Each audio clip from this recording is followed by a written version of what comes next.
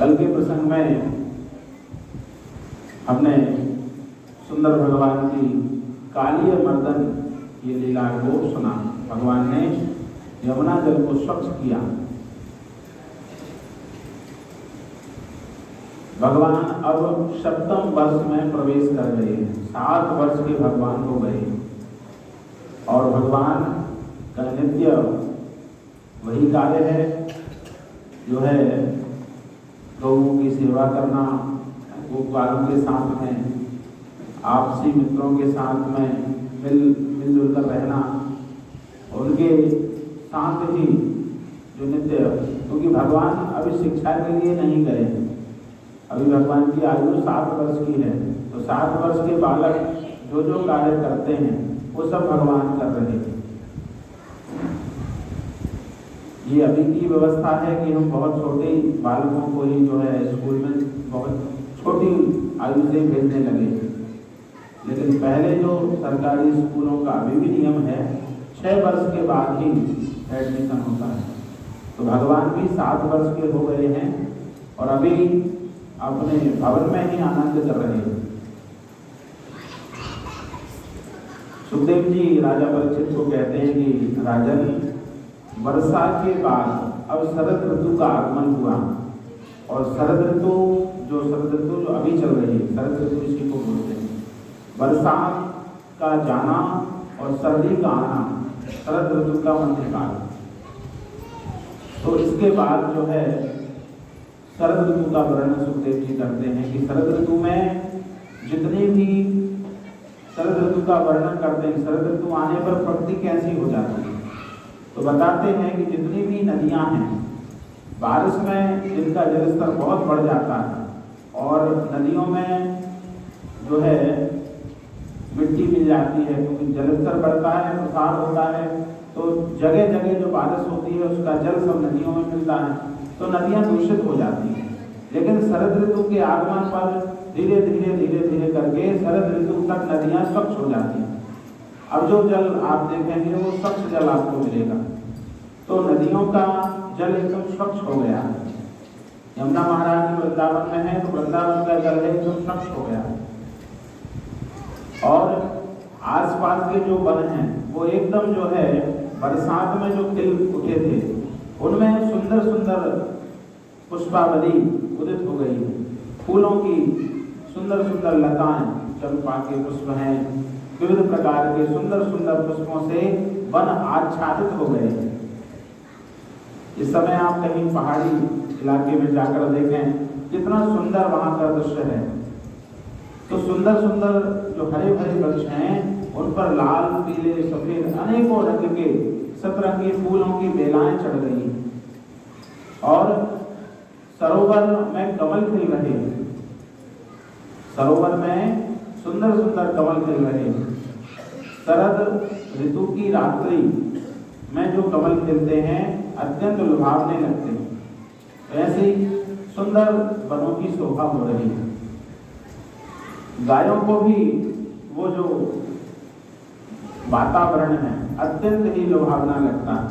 तो गाय भी जो देखिएगा गर्मी का जो समय आता है तो पशुओं में निर्बलता आ जाती है, दुबले दिखने लगते हैं, लेकिन जैसे ही बरसात के बाद शरद ऋतु आती है तो हृष्ट पुष्ट दिखने लगते हैं। तो ये जो ऋतु है ये सभी के लिए मनोरम होती है। अभी ना ज़्यादा गर्मी है ना ज़्यादा सर्दी है, सुबह सुबह सर्दी लगती है, शाम को सर्दी लगती है और दोपहर में थोड़ी गर्मी लगती है। तो ये वातावरण एकदम अनुकूल है, सर्दी भी है गर्मी भी है। तो ऐसी सुंदर शरद ऋतु का आगमन हुआ। अब इस शरद ऋतु में सब प्रकार से जो है माधुर्य बिखरा हुआ है। तो भगवान ने आज पहली बार वेणुवादन शरद ऋतु में किया। भगवान गौचारण के लिए गए, वहां पर बंसी को लेकर गए और वहां पर आज भगवान ने पहली बार वेणुवादन किया है, बंसी को बजाया।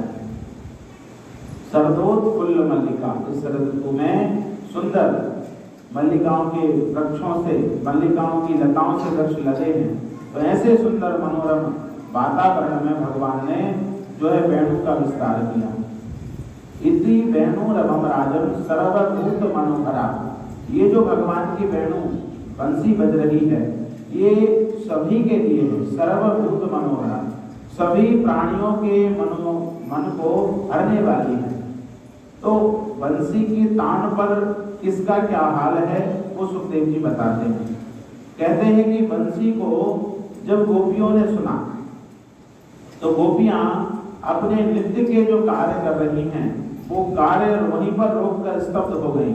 इतनी सुंदर बांसुरी है कि गोपियां उस बांसुरी पर मुग्ध हो गई और अपने कार्य को करना ही भूल गई। और बंसी की तान जब गायों ने सुनी तो गाय जो चारा चर रही थी, घास को खा रही थी, तो उन्होंने बंसी की तान को जब सुना, हिरणों ने जब सुना, गायों ने जब सुना, तो जो चारा मुंह में था वो वहीं दबाकर एकदम स्तब्ध हो गई, उस चारे को खाना ही भूल गई।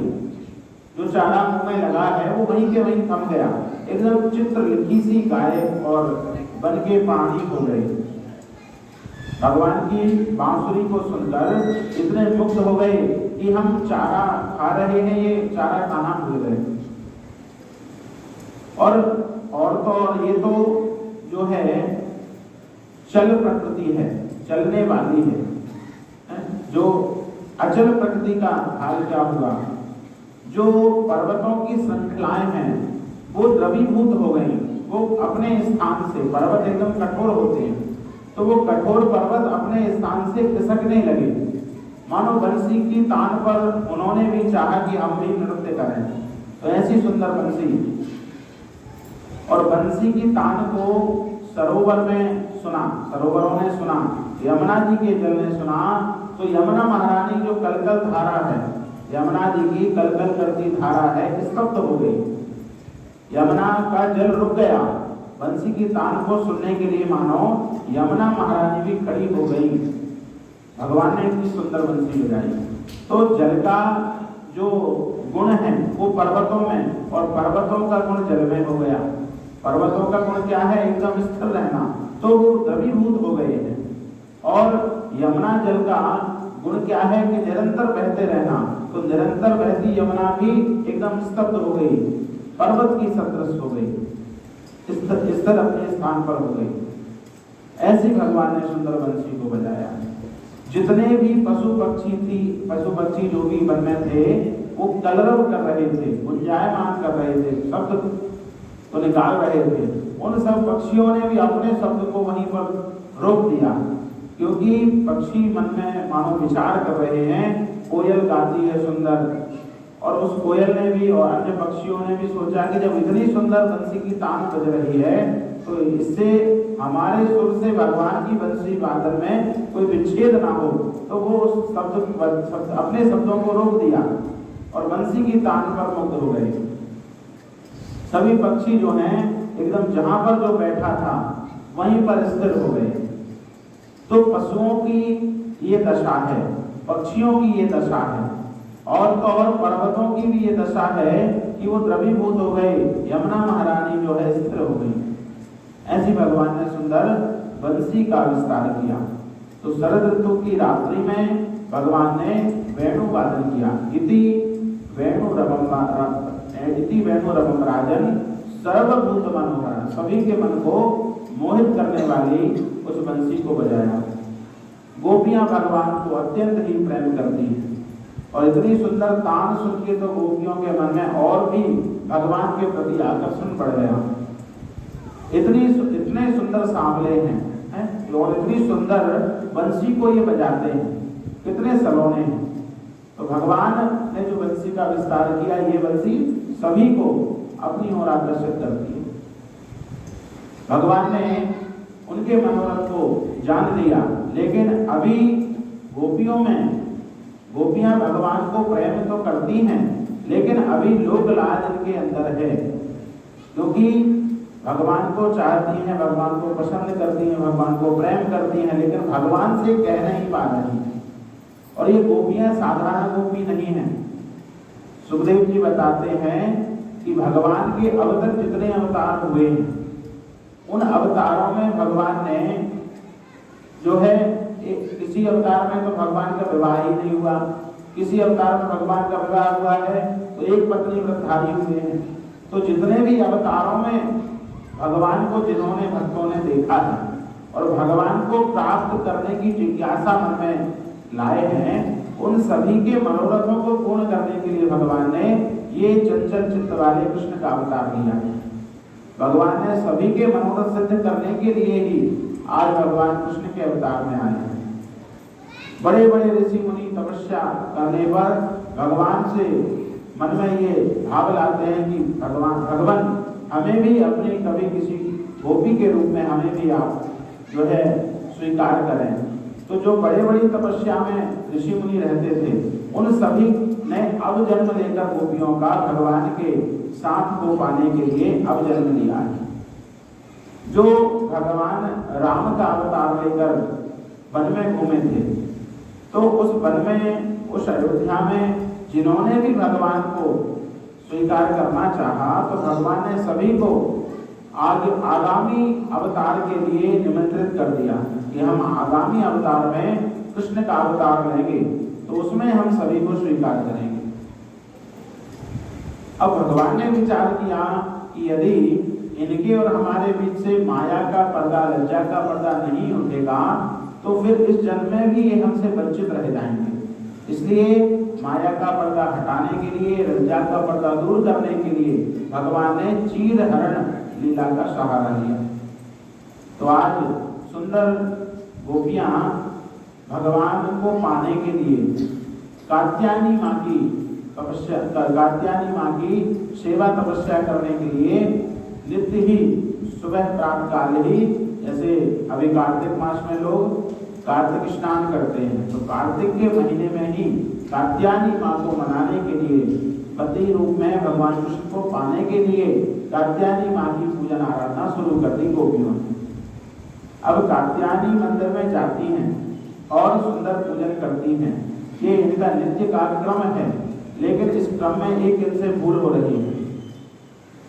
वो क्या बोले, सूर्योदय से पहले स्नान करने जाती हैं, 4 बजे यमुना जी में स्नान करने जाती हैं, तो वहां पर उस समय उनके अलावा कोई नहीं रहता, तो ये निर्वस्त्र होकर स्नान करती हैं। तो यमुना जल में, किसी भी सरोवर में बिना वस्त्रों के स्नान करने से अपराध बनता है। तो भगवान ने कहा कि इनसे ये भूल अब ना हो, इसलिए भगवान एक दिन उसी समय जहाँ पर गोपियां स्नान करने यमुना जाती थी, तो भगवान भी प्रातःकाल उस सरोवर के, उस यमुना सरोवर के तीर पर जाकर पहुंच गए।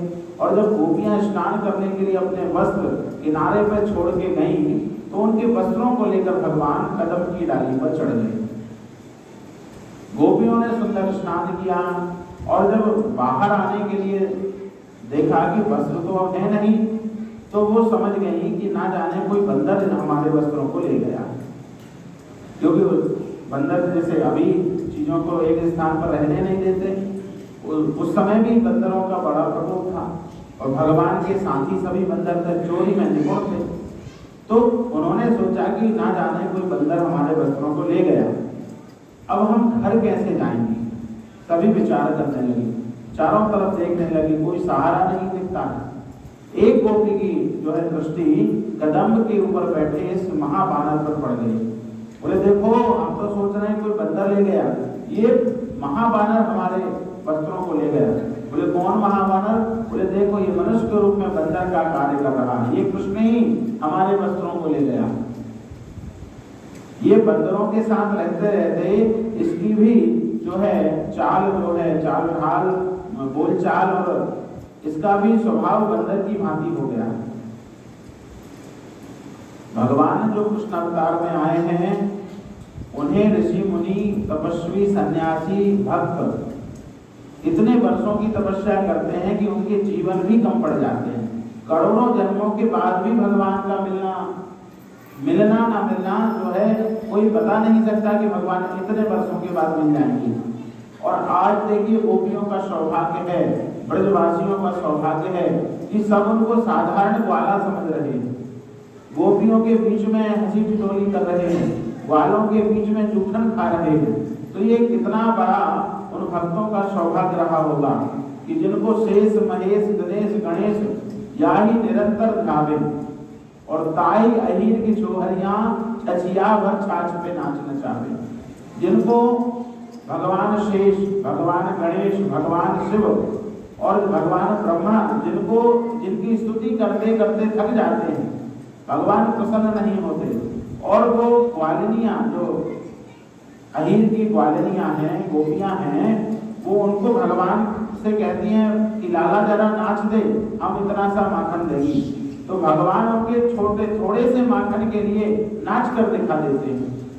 तो ऐसे कृपालु भगवान, क्योंकि सभी ने इतनी उच्च कोटि की तपस्या भगवान की है कि भगवान को उन्होंने रिझा लिया, और भगवान ने उन्हीं को, जो अधिकारी थे भगवान के दर्शन के, भगवान के सानिध्य के, उन्हीं को भगवान ने इस अवतार में स्वीकार किया। तो ऐसे ही गोपियों ने जब देखा कि भगवान जो है वस्त्र लेकर चले गए कदम के पेड़ पर, तो उनसे कहती हैं कि आप हमारे वस्त्रों को दे दीजिए, ये कोई अच्छी बात है? तुम राजा के लड़के हो, तुम्हें ये कार्य शोभा देता है? किसी स्नान करने वाले के वस्त्र को कोई चुराता है क्या? इन वस्त्रों से तुम्हें क्या प्रयोजन है? जल्दी से हमारे वस्त्र दे दो, नहीं तो हम जाकर नंद बाबा से शिकायत करेंगे। भगवान से अनुनय विनय किया, भगवान नहीं माने तो उनको डांटते हुए कहती हैं, हम हमारे वस्त्र दे दो, नहीं तो हम नंद बाबा से तुम्हारी शिकायत करेंगे। तो भगवान ने कहा, अच्छा हमें नंद बाबा का डर दिखाती हो, अच्छा वस्त्र नहीं देते, जाओ नंद बाबा से शिकायत कर दो। अब गोपियां जैसे ही निकलने को हुई जल से, तो याद आया कि हम तो वस्त्र भी नहीं पहनी है। तो और गोपियां कहती, बाबरी तू अब नंद बाबा के पास ऐसी जावेगी क्या? तेरे वस्त्र तो कृष्ण के पास हैं।